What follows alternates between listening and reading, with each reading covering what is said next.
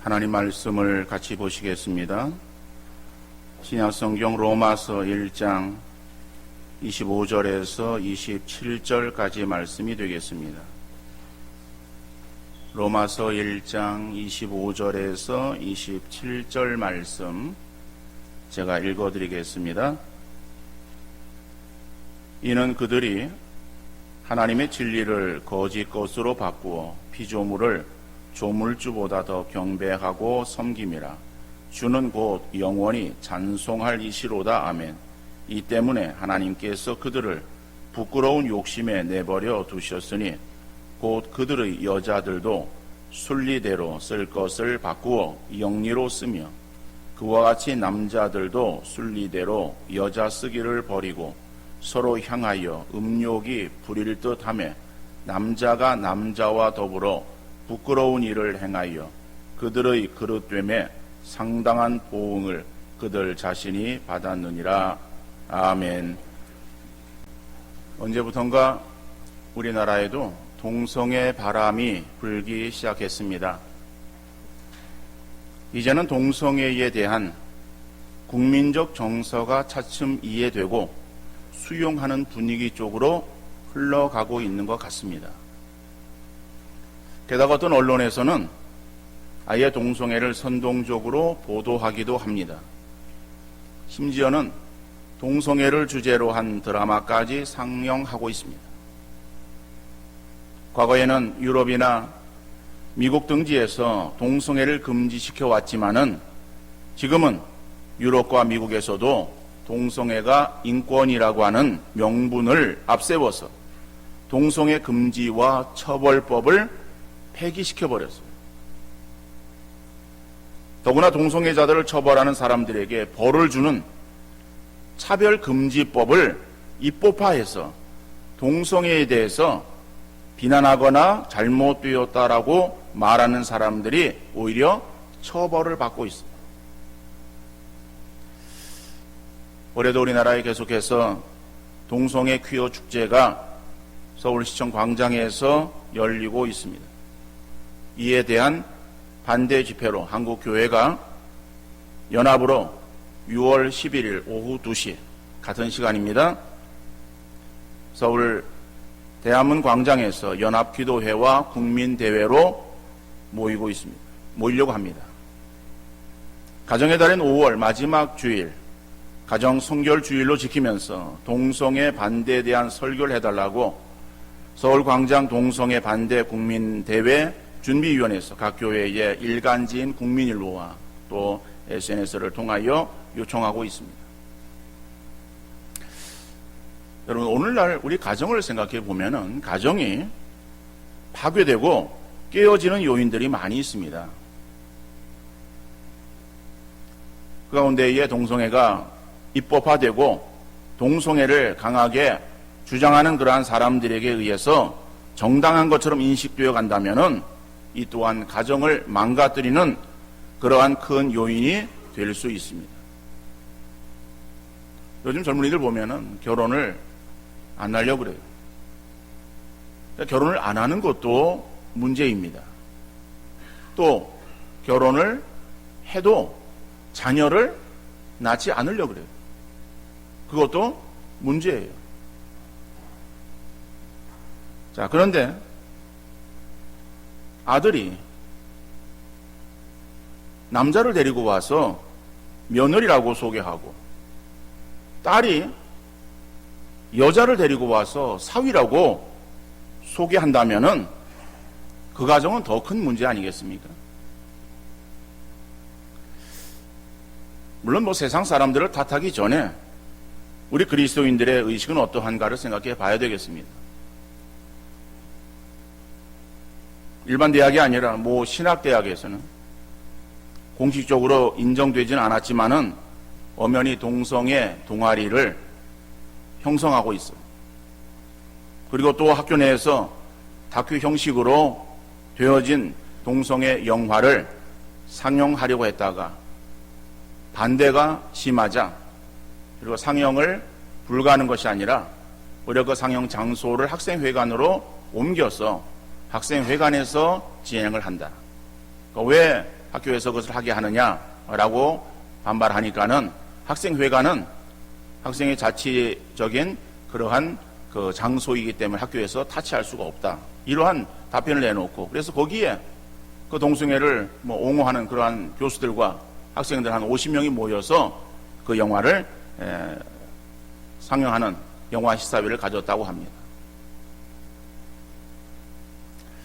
여러분, 그런데 동성애에 대해서 우리가 사회에서 어떻게 그것을 인식하고 있고, 다른 사람들이 동성애에 대해서 어떻게 생각하느냐라고 하는 것이 우리에게 중요하기보다는 성경이 동성애에 대해서 어떻게 말하고 있는가라고 하는 것을 우리가 먼저 알아야 될 거예요.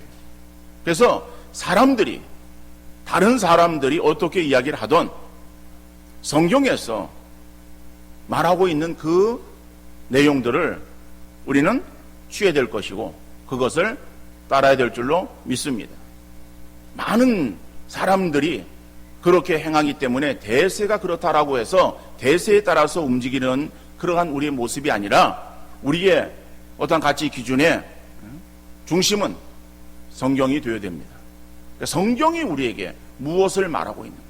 성경이 그렇다고 한다면은 다른 많은 사람들이, 세상의 모든 그런 사람들이 아니요라고 해도 성경이 그렇다고 한다면 우리는 성경의 말씀을 따라야 되는 거예요.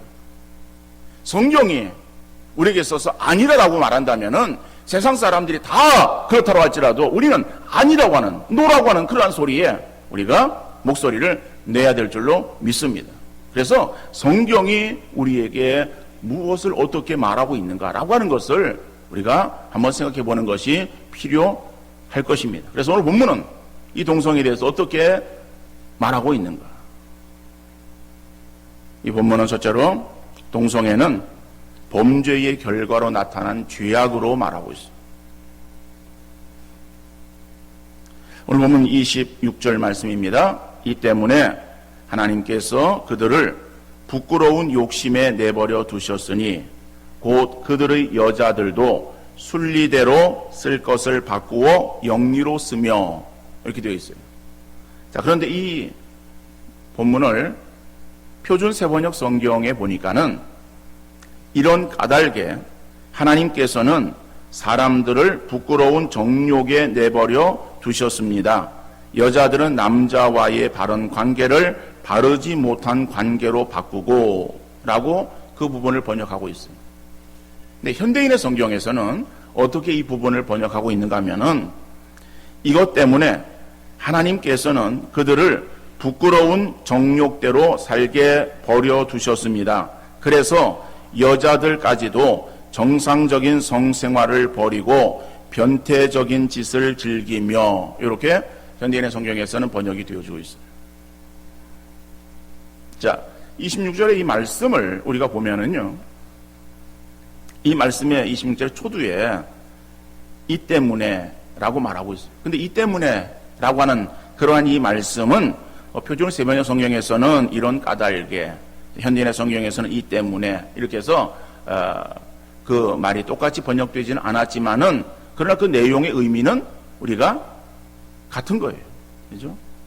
이 때문에, 이런 까닭에, 이것 때문에. 그죠? 그렇다면은 그것은 무엇을 말하고 있는가 하면은, 무엇 때문에라고 하는 것은 그 앞에 나오는 그 말을 받고 있어요. 그래서 25절에 그러한 그 말씀, 그 앞에 나오는 그러한 그 말씀 때문에 26절에 그러한 그 내용이 그렇게 전개되어지고 있다. 이런 의미예요. 그러면 25절에 그러한 내용의 말씀이 무엇입니까? 자, 25절 보니까는 이는 그들이 하나님의 진리를 거짓 것으로 바꾸어 피조물을 조물주보다 더 경배하고 섬김이라 그랬어요. 자, 그 앞에 나오는 23절의 말씀 보면은 그걸 더 분명하게 설명하고 있습니다. 썩어지지 아니하는 하나님의 영광을 썩어질 사람과 새와 짐승과 기어다니는 동물 모양의 우상으로 바꾸었느니라, 이렇게 말씀하고 있습니다. 자, 사람이 범죄했습니다. 죄를 범함으로 인해서 우리 사람의 눈이 어두워졌어요. 영적인 눈이 어두워졌다는 것이죠. 우리 육적인 눈이 어두워진 것이 아니라 영적인 눈이 어두워져서 우리가 하나님을 인식하지 못하게 되었다라고 해요. 하나님이 계심에도 불구하고 하나님이 어떠한 분인지를 모르는 거예요. 우리가 무엇인가를 섬겨야 되는데 그 섬김의 대상이 하나님이다라고 하는 것을 알지 못한 영적 그러한 맹인이 되었다라고 하는 것을 말하는 거예요. 그래서 영적 맹인이 되어서 어떤 것이 진리고 어떤 것을 우리가 섬겨야 될 그러한 대상인지를 알지 못하는 가운데에 사람이 이제는 섬김의 대상을 정하고 그거 섬깁니다. 그 섬기는 것이 무엇인가 하면은 그것이 썩어질 사람과 새와 짐승과 기어다니는 동물 모양의 우상이라고 2, 3절에 말씀하고 있어요. 그런데 25절에서는 그것이 뭐예요? 피조물을 조물주보다 더 경배하고, 피조물이라고 25절에 말씀하고 있는데 그 피조물을 2, 3절에서는 더 정확하게 여러 가지로 설명하고 있습니다. 그러니까 사람들이 이 땅 위에서 하나님 이외에 섬김의 어떠한 대상을 삼고 있는 우상들, 그 우상이 사람의 어떠한 모양을 가지고 만든 거예요. 만들어진 그런 우상을 섬기고 그것이 하나님인 양 그렇게 행하게 되었다라고 하는 것이죠. 그러니까 사람이 범죄함으로 인해서 영적 눈이 어두워졌어요. 그래서 진리를 분별하지 못하고 하나님을 인식하지 못하는 가운데에 그 다음에 그러한 그 삶이 어떠한 삶이냐? 26절에 보니까는 이 때문에 하나님께서 그들을 부끄러운 욕심에 내버려 두셨다라고 말합니다. 여러분, 욕심이라고 하는 것은 우리의 신앙생활에 있어서 아주 대표적인 그러한 방해입니다. 방해거리. 그죠? 우리가 신앙생활을 잘 행하지 못하는 것은 우리 욕심에 이끌리는 거예요. 그리고 그 욕심이 결국 우리 사람들로 하여금 멸망에 이르게 만드는 것이다. 그런데 그 욕심, 사람의 어떤 욕심에 취해 있는데 그 욕심으로 인해서 우리 사람들은 모든 것들을 제대로 순리대로 쓰지 못하고 그것을 바꾸어 쓰게 되었다. 그러니까는 여러분, 우리가 하나님을 잘 섬기는 믿음의 그러한 삶을 질서의 하나님의 인도하심을 따라서 질서 있는 삶을 살아가는 거예요. 그러니까 질서 있는 삶이 우리에게 복된 삶이에요. 그런데 그 하나님을 우리가 알지 못하는 그러한 가운데 행하는 것은 그러한 질서를 그것을 바꾸어 무질서로 만들어버리는 거예요. 여러분, 무질서한 삶이 그것이 편하겠습니까? 우리는 언뜻 그렇게 생각할 수 있어요. 너무 질서를 말할 때에 왜 꼭 질서를 얘기하느냐? 질서가 우리에게 불편하다라고 생각합니다. 근데 질서는 우리에게 불편한 것이 아니라 편한 거예요. 질서는 지키면은 편한 거예요. 질서를 지키지 않으면 무질서는요, 우리가 편한 것 같지만은 무질서한 그러한 세상이라고 한다면은 그 세상은 너무 힘들어요.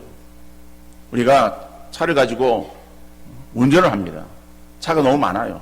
그렇지만은 그래도 사고가 있는 그러한 세상 속에서 우리가 사고를 내지 않고 운행하는 것은 질서 때문에 그렇잖아요. 그죠? 차선을 지키고 그리고 신호를 지키고 그런 것이 없으면은요, 자기 마음대로 가고 싶은 대로 간다고 생각해 보세요. 그러면은 그것은 서로 좌충우돌 할 수밖에 없어요. 그러면은 뭐 사고 연속에 매 사고 나가지고 갈 수 없는 거예요. 그게 무질서예요. 질서는 지키면 편한 거예요. 다시 말하면 질서라고 하는 것은요, 우리가 하나님 관계가 형성되어질 때 우리의 신앙생활 속에서도 질서 있는 그런 삶이 이루어지는 거예요. 그것이 하나님의 주어지는 복을 받을 수 있는 그러한 바른 길이에요. 그런데 그것을 바꾸어서 무질서하게 만들어버리면은요, 우리의 삶이 더 편할 것 같지만은 엉망이 되어버리고 마는 것이다. 그래서 그 엉망인 그러한 그 삶 속에서 오늘 본문은 뭘 말하고 있는가 하면은 성을 말하고 있습니다. 성이라고 하는 것은, 성은 하나님께서 우리 인간들에게 주신 하나님의 귀한 선물입니다. 에덴 동산에 하나님께서 아담을 만드셨어요. 남자를 만드시고 그 이름을 아담이라고 칭하십니다. 그런데 아담이 혼자 생활하는 것이 하나님 보시기에 좋지 않게 여기셨어요. 그래서 아담을 깊이 잠들게 하시고 그 아담의 갈비뼈를 취해서 한 사람을 또 만드시죠? 여자를 만드시는 거예요. 그리고 하와라 그러고 그 하와를 아담에게로 이끌어 오시는 거예요. 하나님께서 그 하와를 만드셔서 아담에게로 보내주신 거예요. 그런데 아담이 그 하와를 보니까는 한눈에 반했어요. 너무너무 좋은 거예요. 그래가지고 그의 약점은 보이지 않고 그의 아름다움만 보입니다. 고백하는 고백이 이는 내 뼈 중에 뼈요 살 중에 살이라고 하는 고백을 합니다. 그래서 하나님께서는 그 남자와 여자를 아담과 하와를 결국에 짝지어서 한 가정 되게 하시는 거예요. 그래서 하나님께서 가정을 세우시고 그 가정에서 성을 나누게 하시는 것은 하나님의 귀하신 섭리고 또 하나님께서 가정해 주신 귀한 복이에요. 그래서 사람은 남자가 여자를 보고 사랑하고 여자는 남자를 보고 사랑하는 것은 그것은 어떠한 성적인 면에서의 순리예요. 그런데 하나님을 알지 못하는 죄악 가운데 거하게 되어지니까는 사람의 이제는 하나님의 뜻을 따르는 것이 아니라 자기의 어떠한 욕심에 따르게 되어져요. 욕심에 이끌려서 행하는 것을 하나님께서 26절에서 그냥 내버려 두셨다라고 하는 거예요. 그걸 일일이 다 간섭해가지고 잘못 되었다 이것을 정리해 주신 것이 아니라 그냥 내버려 두신 거예요. 내버려 두니까 사람이 그 죄악 가운데에 계속해서 행하는 거예요. 그 행하는 모습이 여자가 순리대로 쓸 것을 바꾸어서 영리로 쓰며 라고 말하고 있어요. 근데 오늘 우리 개혁 성경에서는 이 말을 좀 피상적으로 말하고 있고 현대인의 성경에서는 그것을 분명하게 그것을 번역하고 있고. 여러분, 사람이 죄악을 범합니다. 근데 그 죄악이 점점 깊어져요. 그래서 하나님께서 결국에는 세상을 심판하실 수밖에 없는 그러한 정도에까지 이르게 되어지는 바로 그런 것들, 그렇죠? 그런 것의 어떤 바로미터가 어떤 성적인 타락이에요. 그러니까 죄악에 깊어졌다. 그래서 죄악이 관용되어 세상에 죄악이 가득했다라고 하는 그런 것이 표면적으로 드러나는 것이 무엇인가 하면 성적인 타락이에요. 그러니까 죄악이 세상에 관용했다라고 할 때에 다른 것은 다 깨끗한데 성적으로만 문란하다라고 하는 것은 아니에요. 세상에 죄악이 관용하다라고 하는 것에 대표적으로 드러나는 것 성적인 타락이고 그 타락의 끝이 무엇인가 하면 동성애예요. 여러분, 구약을 보면은요, 아브라함이 하란을 떠나올 때에 조카 롯을 데리고 나옵니다. 아브라함 부자였기 때문에 조카 롯을 자기의 아들처럼 생각했어요. 우리 함께 생활하면서 자기의 재산을 조카 롯에게도 나누어 주었어요. 근데 하나님께서 은혜를 베풀어 주셔서 재산이 늘어나는 거예요. 늘어나는 그러한 그 재산, 결국에는 양을 치는 목축업을 행하던 그들이었었기 때문에 양떼가 늘어나는 거예요. 그런데 그 지형은 그렇게 양들에게 풀을 마음대로 먹일 수 있는 목초지가 흔한 것이 아니었습니다. 그러다 보니까 그 목초지를 찾아서 이동해야 되고 또 가도 그 풀이 많지 않고 또 강수량이 적은 지역이기 때문에 물이 많지 않아요.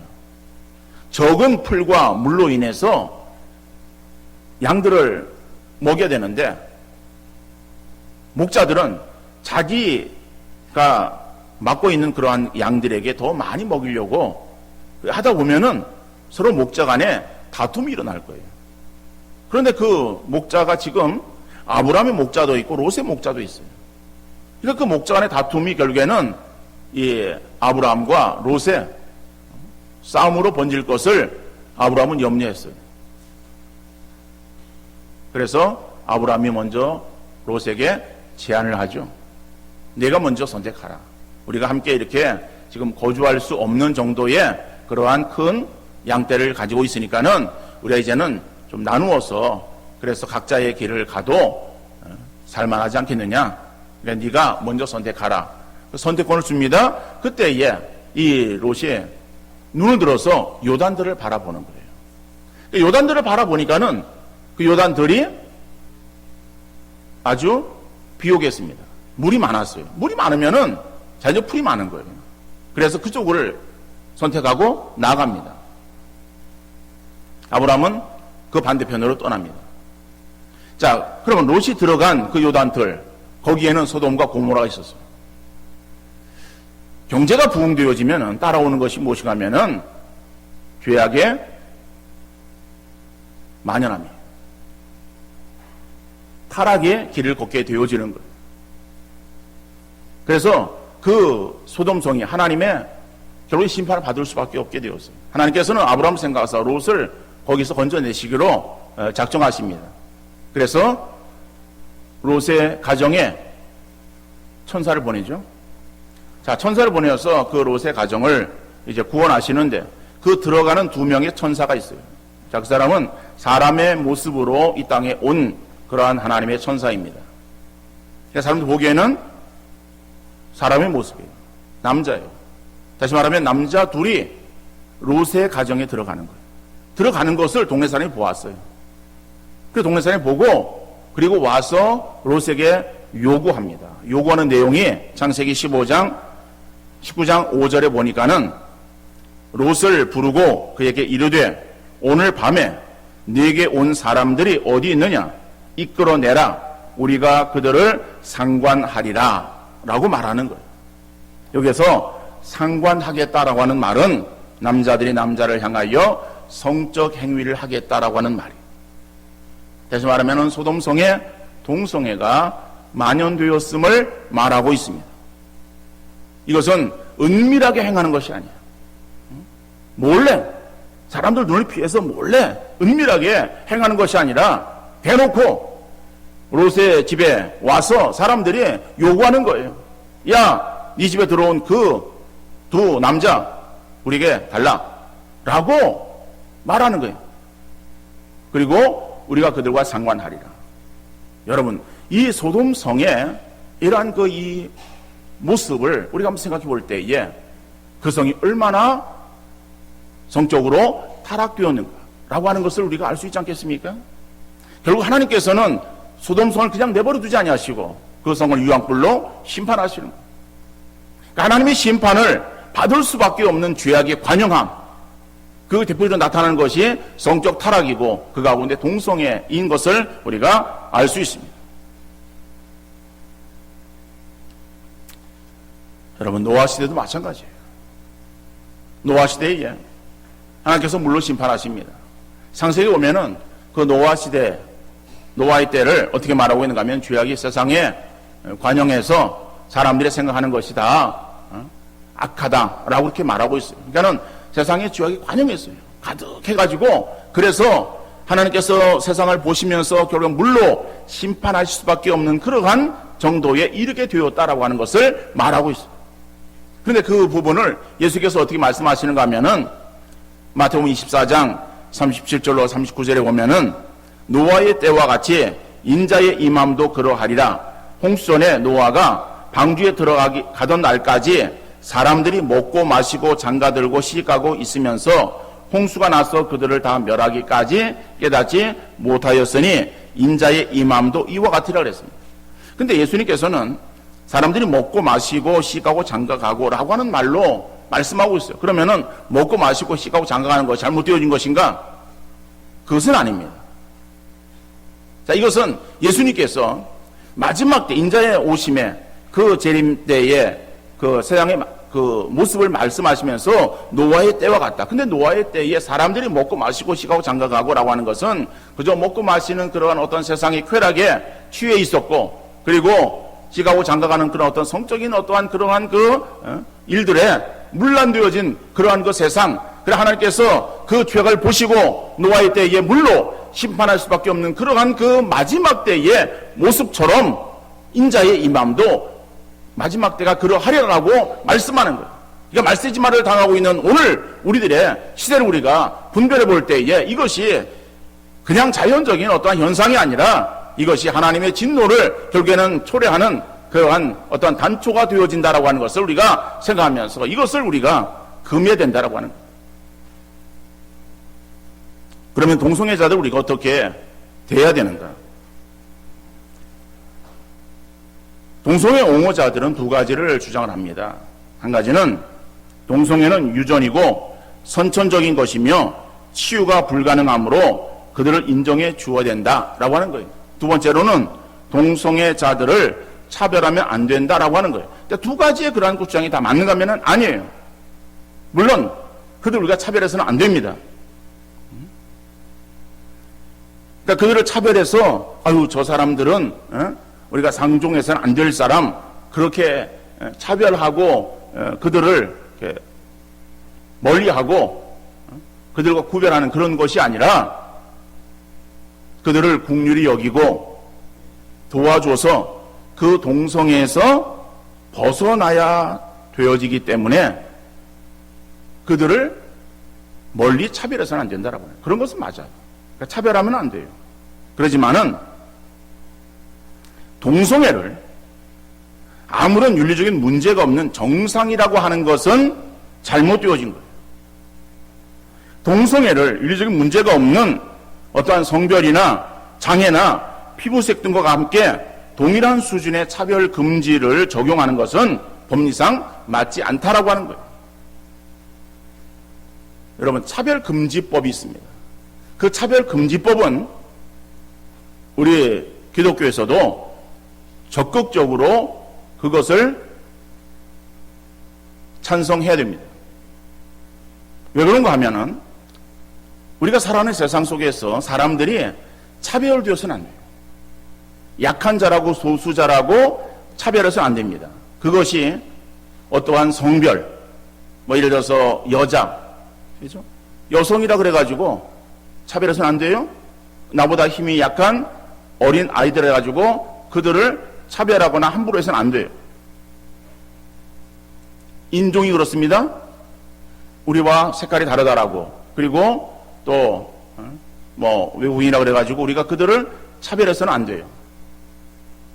어떤 피부색, 물론 우리는 피부색으로 차별해야 될 그러한 이유는 별로 없어요. 우리는 왜 그냥 다 그냥 중간이잖아요. 그래서 희지도 않고 검지도 않고. 그래서 우리가 뭐 차별을 해야 될 그런 것은 특별하게 많이 없습니다. 그런데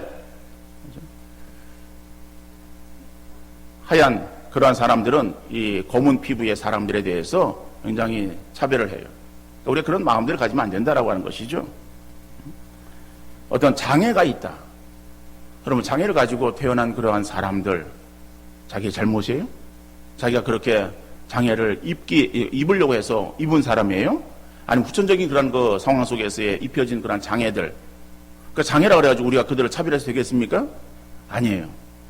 그러니까 그들을 우리가 같은 그런 측면에서 우리가 인정해 줘야 되는 거예요. 그죠? 그러니까 그런 어떤 부분에 있어서의 차별, 이런 것은 우리가, 이건 금지해야 되는 거예요. 이것이 우리나라 땅에, 그죠? 있어서는 안 되는 거예요. 그런데, 그러한 차별 금지, 그러한 조항, 이거는 여러 가지 것이 있습니다. 그 가운데서 우리가 요구하는 것은 무엇인가 하면은 독소 조항을 빼라라고. 독소 조항. 그 독소 조항이 무엇이냐면 그것은 그 가운데의 동성애다. 이단도 그 가운데 들어간다. 이단도 종교의 어떠한 그런 것이 다 똑같은데 이러면서 이단도 그냥 차별해서 안 된다 이런 거예요. 그러니까 그건 아니다라고 하는 거예요. 그러니까 이단이나 동성애나 이런 것들은 거기에서 독소 조항이기 때문에 빼고 다른 어떤 것들, 그런 것들에 있어서는 우리가 차별 금지를 해야 된다라고 하는 거예요. 그러니까 차별 금지를 우리가 다 무조건 반대하는 것도 아닙니다.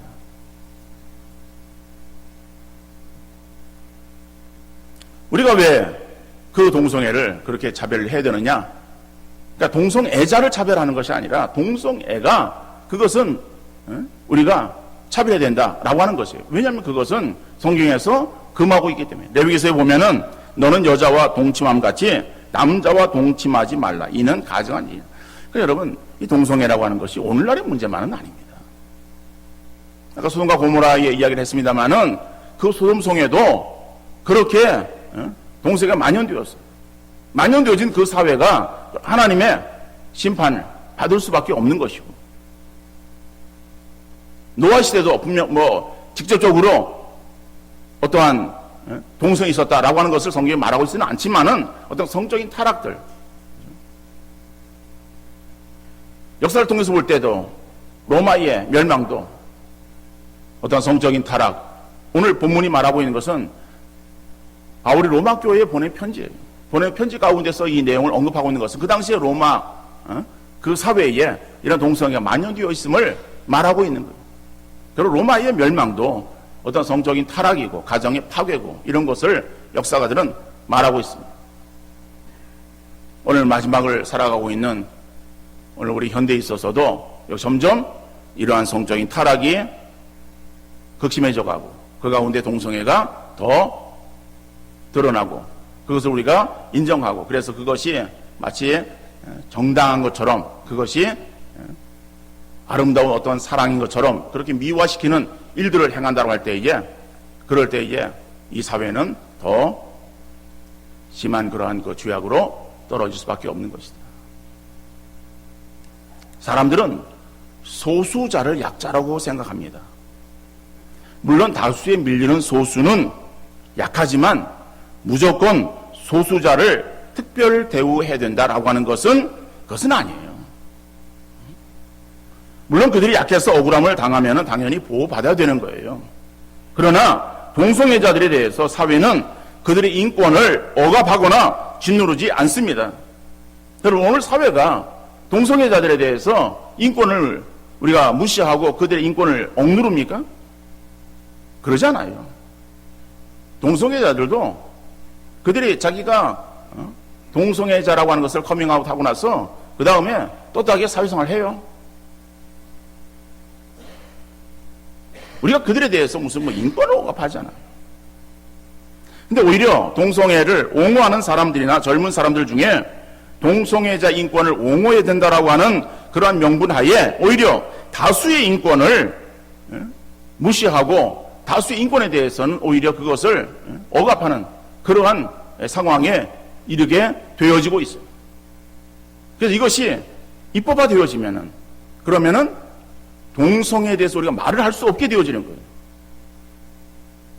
그러니까 우리의 관점에서 그들이 잘못되었다, 잘 되었다라고 하는 것을 우리가 평가할 수 있잖아요. 근데 그런 것, 어떠한 자유조차 우리에게 있어서는 억압당하는 거예요. 그러니까는 말을 못하는 거예요. 지금이야 제가 성경을 가지고서 동성애에 대해서 이야기를 합니다. 설교를 합니다만은 그것이 입법화 되어지 그러면은요, 설교를 못하는 거예요. 제가 설교를 했어요. 그런데 이 가운데서 누군가 요즘 스마트폰 가지고, 핸드폰 가지고 녹음을 해. 가가지고서 우리 목사님이 이러더라 해서 고발하면은 저는 어떻게 해요? 거기에 상응되어지는 벌을 받아야 돼요. 벌금을 내야 되고요. 이런 어떤 조치가 취해져야 돼요. 그러니까는 우리가 그들에 있어서 그것이 잘못되어서 그들을 사회에서 매장시켜야 된다라고 하는 그런 것이 아니에요. 그렇죠? 그런 사람들은 우리가 불쌍히 여기고 그리고 돌봐줘야 될 그리고 치료해야 될 이웃으로 생각하고 그들을 끌어안고 기도하면서 어떻든 간에 그들이 그런 데서 벗어날 수 있도록 도와줘야 된다라고 하는 거예요. 그러나 동성애라고 하는 것은 이것은 죄악이다. 죄악의 결과다. 어떠한 윤리적인 그러한 어떤 측면에서도 이것은 바른 것이 아니다라고 하는 것을 말하고 있는 거예요. 그러니까는 우리가 그것을 구분해서 우리가 바르게 인식하고 그래서 어떠한 그들의 행위에 대해서 우리가 바른 어떠한 판단의 기준을 가지고서 우리가 나갈 수 있어야 될 것이다. 그래서 그들을 우리가 불쌍히 여기는 마음을 갖되 그러나 동성애라고 하는 것은 성경이 금하고 있는 죄악이다.